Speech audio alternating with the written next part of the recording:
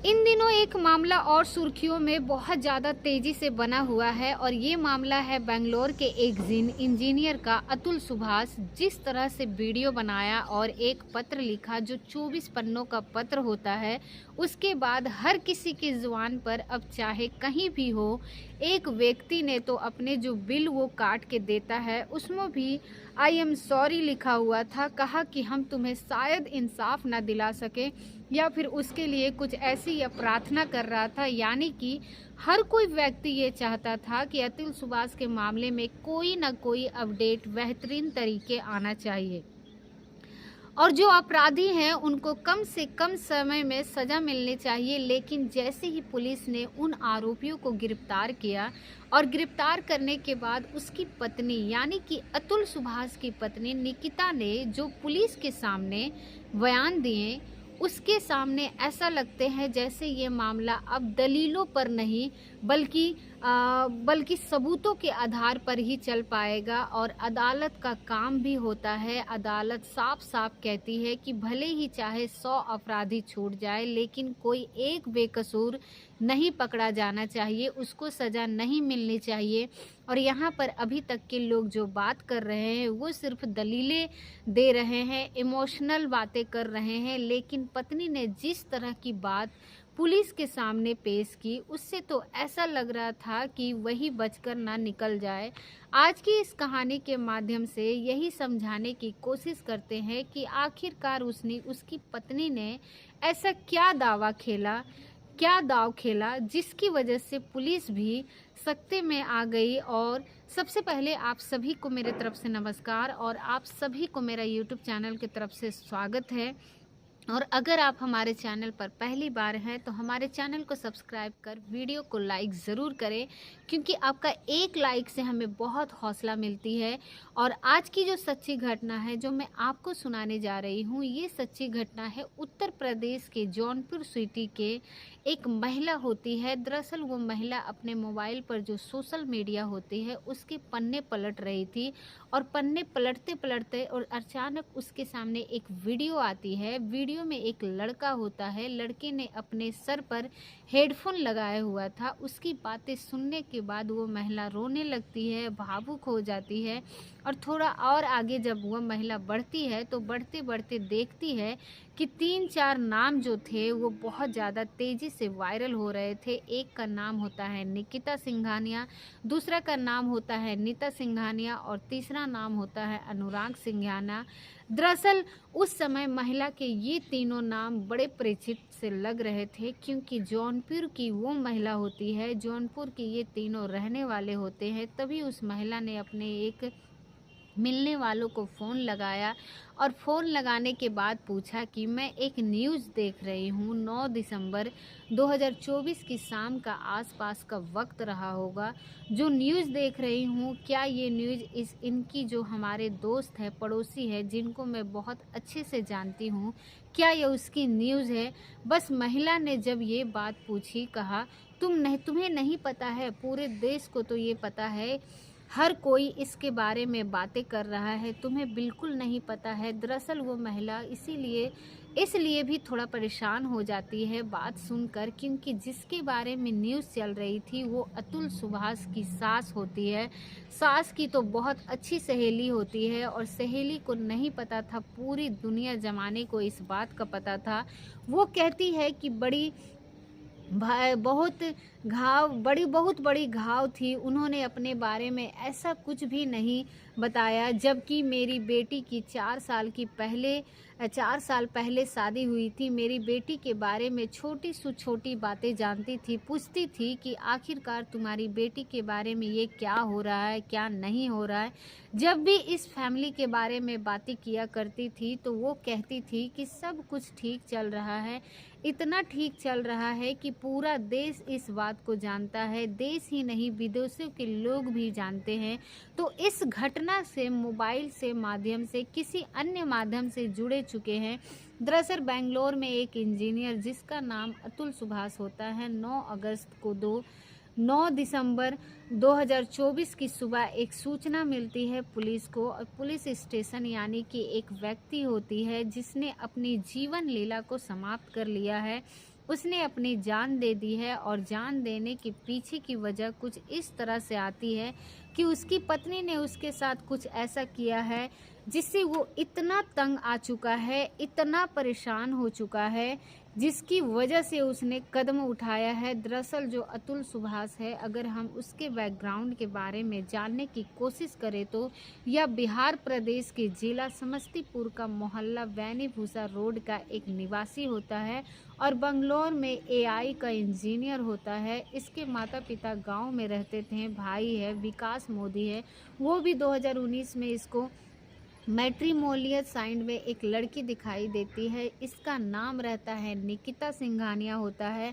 और उसके बाद उससे बातचीत होती है, सिलसिला आगे बढ़ता है और कुछ ही वक्त के बाद यानी कि 26 अप्रैल 2019 को इनकी शादी हो जाती है। और शादी के बाद अभी ज़िंदगी मतलब पटरी पर आने वाली ही थी, लॉकडाउन आ जाता है और आपस में किसी तरह की छोटी छोटी बातें को लेकर विवाद शुरू हो जाता है। पत्नी जब गर्भ से हो जाती है तो उसकी पेट में बच्चा पल रहा था और उसके बाद फिर घर वालों का भी दखल होती है, आना जाना होता है। तो यहाँ से कुछ ऐसे रंग रूप अब निकिता सिंघानिया दिखने शुरू हो जाती है और पति पत्नी के बीच में विवाद हो जाता है। पत्नी अपने बेटे को जन्म देती है और 20 फरवरी 2020 को ये बात है। इसके बाद वो अपने पति से अलग हो जाती है और अलग आने के बाद फिर सीधा जौनपुर आती है और जौनपुर के शहर कोतवाली में एक एफआईआर दर्ज कराती है और अपने पति अपने ससुर के साथ और देवर के खिलाफ जिस तरह से इन्होंने मुझ पे दहेज की लगातार मांग कर रहे हैं और मोटा पैसे की मांग कर रहे हैं, उसके बाद पुलिस सक्रिय होती है और एफआईआर दर्ज होती है।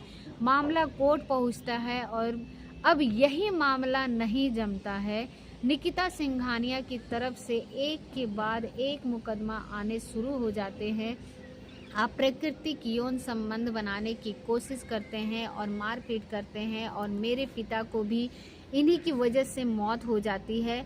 इन पर हत्या का मुकदमा भी दर्ज हो जाता है और धीरे धीरे करके जब 9 मुकदमे दर्ज हो जाते हैं तो वो व्यक्ति लगातार बेंगलोर से जब जौनपुर की तरफ जा रहा है तो जाहिर सी बात है उसको इतने चक्कर लगाने पड़ते हैं कि वो थक जाते हैं, परेशान हो जाता है और जज के सामने एक बार बात चल रही थी। जज से कहता है कि जज साहिबा आप मेरी बात सुनिए। एजेंसी एनएससीआरबी की रिपोर्ट ये कहती है कि जब झूठे केस में कोई फंसता है तो वो बहुत मुसीबत आ जाता है और कई लोग तो ऐसे थे जो दान दे देते हैं। तो इतनी बात जब चल रही थी तो निकिता सिंघानिया कहती है कि तुम अपनी जान क्यों नहीं दे देते हो। अब इस बात को जब ये बात निकिता ने बोला तो जज साहिबा बताते हैं कि ये वह हंस रही थी, सुन रही थी और उन्हें इसमें हस्तक्षेप करना चाहिए था, लेकिन हस्तक्षेप नहीं करते हैं।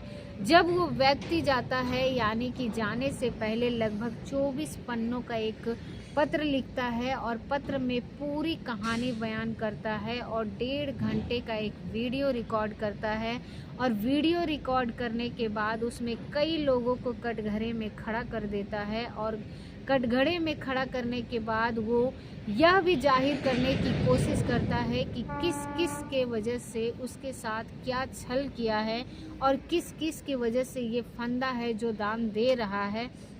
मामला फिर सोशल मीडिया पर वायरल शुरू हो जाता है और जैसे ही मामला वायरल होता है तो इस अतुल सुभाष का जो छोटा भाई होता है विकास मोदी, इसकी तहरीर के आधार पर आखिरकार बेंगलोर के एक थाने में मुकदमा मराठी हल्ली थाने में मुकदमा दर्ज हो जाता है और मुकदमा दर्ज होता है कि पत्नी निकिता सिंघानिया के खिलाफ सास निशा सिंघानिया से खिलाफ और साला अनुराग सिंघानिया के खिलाफ और चाचा ससुर जो होते हैं सुनील और सिंघानिया के खिलाफ।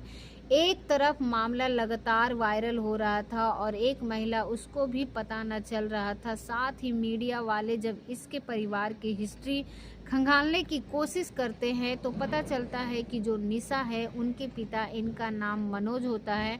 मनोज हर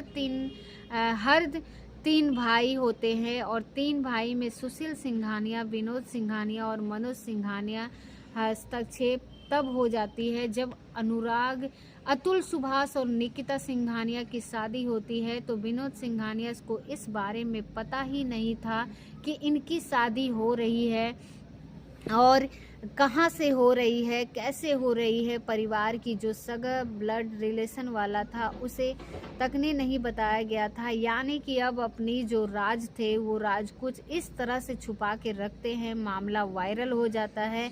उसके बाद फिर बेंगलोर पुलिस पर दबाव पड़ता है और बेंगलोर पुलिस ने एफआईआर दर्ज करते हैं और उनकी गिरफ्तारी के लिए लगातार जब कोशिश करते हैं तो सबसे पहले जौनपुर में यहाँ पर आते हैं और जौनपुर में आने के बाद इनके घर पर एक नोटिस चिपका कर जाते हैं और कहा जाता है कि आप अपने आप को पुलिस के सामने सरेंडर कर दो, नहीं तो फिर पुलिस आपको गिरफ्तार करने के लिए जो भी कोशिश कर सकती है करेगी। लेकिन ये लोग भाग जाते हैं और इधर उधर जहां मौका मिलता है वहां रफू चक्कर हो जाते हैं और घर का ताला लगाते हैं और निकल जाते हैं।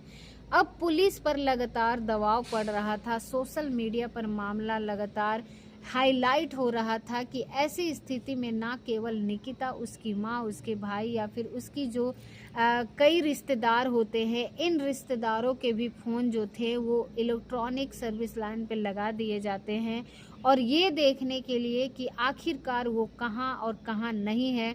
जब कहीं से कोई राहत नहीं मिल रही थी तो पता चलता है कि निकिता सिंघानिया ने अपने किसी रिश्तेदार के साथ बातचीत की थी। जिस रिश्तेदार से बातचीत की थी उसका नंबर भी सर्विस लाइन पे लगा हुआ था और पुलिस ने उसे 14-15 दिसंबर 2024 की रात को गिरफ्तार कर लिया और गुरुग्राम से एक पीजी होता है, पीजी में वो रुकी हुई थी। वहाँ पर जब तक पुलिस गिरफ्तार करके दबिश की थी तो मिल जाती है और उससे पूछा जाता है कि तुम्हारी माँ और तुम्हारा भाई किधर है। माँ और भाई के बारे में पूछा जाता है तो पता चलता है कि वो प्रयागराज में है और प्रयागराज में वहाँ छुपे हुए हैं और एक होटल में अंदर एक ऐसी स्थिति है वहाँ की वो भाग ना पाए। तभी पुलिस वालों को उनका भेष बदलकर एक को डॉक्टर बनाया गया, एक को नर्स बनाया गया और सीधा वहाँ जो होटल होता है उस होटल में पहुँचते हैं। अब वहाँ किसी बहाने से उस रजिस्ट्रार में जिसमें सिग्नेचर करते हैं अदम दर्ज कराए जाते हैं कि इस तरह से ये कमरा लिया है और यहाँ पर चोरी की निगाह से देखते क्या है कि निकिता की माँ और उसका भाई होता है कमरा नंबर 111 में छुपे होते हैं। अब यहाँ पर रेड डालते हैं और उसके बाद उसको गिरफ्तार कर लिया जाता है। गिरफ्तार करने के बाद इन तीनों को यानी कि निकिता और उसकी माँ और उसका भाई को एक ही बात समझाई जाती है कि आपके चेहरे पूरे देश भर में लोगों ने पहचान लिया है। आपको लेकर लोगों में बहुत ज़्यादा गुस्सा है। जरा सी भी होशियारी दिखाने की कोशिश की तो पब्लिक तुम पर टूट पड़ेगी और शायद तुम्हारी जान जा सकती है। इसीलिए हम कहते हैं कि वही बात मानना है तो फिर वही भी हो सकता है। अब पुलिस को खतरा लग रहा था, इसीलिए वो ट्रेन से इन्हें ले जाना नहीं चाहते थे। इनको वो अपने प्लेन से यानी कि हवाई जहाज़ से ले जाना चाहते थे। और जब ये कहा गया कि उसको अपने आप को छुपाने की कोशिश करना, भीड़ का हिस्सा बनाने की बिल्कुल कोशिश मत करना, जैसा जैसा इन तीनों को समझाया जाता है वैसे वैसे ये बात मान लेते हैं। हालांकि एफआईआर के अंदर चाचा ससुर का भी नाम होता है, लेकिन उसकी उम्र 69 साल के आसपास होती है और 69 साल होने की वजह से वो हाई कोर्ट में अपील करते हैं, याचिका दायर करते हैं और उनका जमानत याचिका को मंजूर कर लिया जाता है। क्योंकि उम्र को देखते हुए 4 सप्ताह की उसको अंतरिम जमानत मिल जाती है और 4 सप्ताह के बाद आखिरकार क्या होगा वो 4 सप्ताह के बाद तय हो सकेगा। लेकिन जब तीनों को गिरफ्तार किया जाता है, तीनों को इनको प्लेन में बेंगलोर लेके जाते हैं तो इनके से सवाल जवाब किए जाते हैं कि आखिरकार तुमने ऐसा क्यों किया, क्या बात है। जब बात पूछने वाली बात आती है तो तीनों ने एक ही जवाब दिया कि हमारा तो इस पूरे मामले में कोई लेना देना ही नहीं है। यानी कि हम तो मेरी बेटी 3 साल से अलग हो चुके हैं, अतुल सुभाष ने जब अतुल सुभाष से 3 सालों से अलग हो चुकी मुलाकात ही नहीं है, तो हमने उन्हें किस तरह से उकसाया, हमने उसे कब बात की। तुमने पहले तो 1 करोड़ की डिमांड की थी और 1 करोड़ से बढ़ के 3 करोड़ हो जाती है। मरने वाला इंसान कभी झूठ नहीं बोलता है, उसने बिल्कुल सच बोला। इसके बारे में क्या आपका कहना है? तो इस पर भी इसी बीच में भी निकिता होती है। वो कहती है कि मेरा पति तो मेरा खुद शोषण कर रहा था और वो शोषण कर रहा था, इसलिए मैंने उसका हाथ छोड़कर अपने घर चली जाती है और घर आने के बाद फिर अपना काम धंधे में जुड़ जाती है। वाकई हाँ, मुकदमे ज़रूर किए थे, लेकिन मेरा इस मामले में उसको उकसाने के लिए इस तरह की कोई बात थी ही नहीं। लेकिन जिस तरह से वो बातें कर रहे हैं, उस तरह से लगता है कि वो कितने सलीकेदार है, कैसी है। लेकिन जब मीडिया वालों ने उसके घर पर जाकर बातचीत करने की कोशिश की, तो उन्होंने धमकी देना शुरू कर दिया। तुम अगर किसी ने भी ये सब चलाने की कोशिश की या फोटो लगाने की कोशिश की, तो फिर अंजाम अच्छा नहीं होगा, उसके बाद अंजाम बुरा होगा। पुलिस के सामने वो कुछ और रूप धारण कर लेते हैं और जब बात आती है मीडिया के सामने तो कुछ और रूप धारण कर लेते हैं। और अतुल के सामने शायद इनका और भी कोई विकराल भयंकर रूप रहा होगा। अब क्योंकि अदालत जो चाहती थी कि वो सबूतों के आधार पर चलती है और विकास जो मोदी है इसका अतुल सुभाष का भाई है, वो कह रहा है कि सबूतों के साथ तो छेड़छाड़ हो रही है और यदि छेड़छाड़ हो जाती है तो सबूत का बचा नहीं रहेगा। जाहिर सी बात है कि निकिता और उसकी माँ, उसका भाई शायद बच जाएंगे या फिर अलग निकल जाएंगे। लेकिन जो जांच के दायरे में है ये 5 लोग हैं, जिसमें जज है, पेशसी चचिया ससुर है, जज है। उसके बारे में बताया जाता है कि जब इन्होंने पेशगर से बातचीत की तो कुछ लाख की डिमांड होती है, जब जज से बातचीत होती है तो कुछ रुपए की डिमांड होती है। और ऐसा अतुल सुभाष ने आरोप लगाया है। इस मामले को भी जांच पड़ताल की जा रही है। पेशकर के ऊपर जो आरोप लगे हैं उनकी भी जांच की जा रही है। और सास साले और इन सब का जो रोल है, जैसे जैसे उन 24 पन्नों में लिखा हुआ है, उनमें एक एक पहलू की जांच पड़ताल की जा रही है। किसी को भी छोड़ा नहीं जाएगा, ऐसा बताया जा रहा है, ऐसा लगातार चल रहा है। लेकिन एक चीज़ है, एक बात है, जो 4 साल का पोता है, बच्चा है, वो भी पूरी पिक्चर में कहीं दिखाई ही नहीं देता है। जब पुलिस ने इन सबको गिरफ्तार किया था तो साले को, सास को और निकिता सिंघानिया को, तो उसने एक ही बात पूछी कि व्योम, यानी कि व्योम तुम्हारा बेटा कहाँ है? जो 4 साल का बेटा है, जूनियर अतुल, इंजीनियर जो अतुल है कहाँ है? जूनियर अतुल कहाँ है? जब उसके बारे में पूछा जाता है तो कहते हैं कि वो सुरक्षित है, सही है। जब जाकर पुलिस को यकीन नहीं होता है और पुलिस कहती है कि जब तक हम उसे देख नहीं लेंगे तब तक उसको आमने सामने, यानी कि वीडियो कॉल या किसी माध्यम से आप हमें उनसे मिलवा नहीं देंगे, दिखाइएगा नहीं, तब तक हम लोग विश्वास नहीं करेंगे। क्योंकि एफआईआर में उसका कोई हवाला नहीं है, उसका कोई दोष नहीं है, वो बच्चा है। और इस पूरी कहानी में जब तक पुलिस ने उसको देख लिया और उसको किसी रिश्तेदार के यहाँ पर सुरक्षित है, अब ऐसी स्थिति में जब ये अतुल सुभाष जाता है, अपनी जान देता है, तब उसमें एक बात कहता है कि मेरी पत्नी मेरे बेटे की सही से परवरिश नहीं कर पाएगी, इसीलिए मेरे बेटे की परवरिश मेरे माता पिता, मेरी माँ को दोबारा सौंप देनी चाहिए। कम से कम जैसे ही केस लंबे चलते रहते हैं, सबूत मांगे जाते हैं, तारीख पे तारीख पड़ती रहती है। यदि इस बच्चे के बारे में बात करें तो व्योम के बारे में कम से कम सरकार को, जिस तरह से इस लड़के के पिता है पवन मोदी, उन्होंने साफ साफ, चाहे वो सीएम हो, चाहे वो भारत के प्रधानमंत्री नरेंद्र मोदी हो या फिर किसी तेजस्वी यादव, इन सभी की अपील की थी कि कम से कम मेरे पोतों को दे दिया जाए। मैंने तो अपने पोते को सिर्फ एक ही बार देखा है, उसे कभी गोद में खिलाने का अवसर भी नहीं मिल पाया है। यदि हमारे इस वीडियो में के माध्यम से, बल्कि जो पब्लिक भी है यही चाहती है कि कम से कम उसके पोते के बारे में जो जल्द से जल्द सावधान निकलना चाहिए। उसके पिता है वो दुनिया में नहीं है, माँ उसकी जेल में चली गई है, 14 दिन की न्यायिक हिरासत में उसको भेजा गया है। उसके बाद ये तय होगा कि उसको कितने दिन रखा जाएगा, कितने दिन नहीं रखा जाएगा। कम से कम पोते के बारे में तो डिसाइड कर देना ही चाहिए, और उसके परिवार के लोगों की आखिरी इच्छा भी यही है। साथ ही अब सबूत मिलते हैं तो बात बनेगी। एक आपको याद होगा, गुजरात की करते हैं अपने प्रताड़ित होकर अपनी जान दे दी थी। उसके बाद इस मामले का भी बहुत ज़्यादा सोशल मीडिया पर हाईलाइट रहा। बस 2019 की बात है, मामला जब कोर्ट में जाता है तो उसके पति को लगभग 10 साल की सज़ा हो जाती है। हम भी यही उम्मीद करते हैं कि कम से कम सबूतों के साथ जिस तरह की छेड़छाड़ आरोप लगाए गए, ऐसा आरोप ना लगे, और जो आरोपी है इन्हें कम से कम बड़ी से बड़ी सज़ा होनी चाहिए, ताकि समाज में ये मैसेज जा सके, ताकि जितने भी लोग इस घटना के बारे में चर्चा कर रहे हैं, जो पीड़ित है उसको कम से कम न्याय मिल सके, उसकी अस्थियां किसी गटर में बहाने की ज़रूरत ना महसूस ना हो सके। जहां इनको सही स्थान है वहां जाकर उनकी अस्थियां को विसर्जित किया जाए।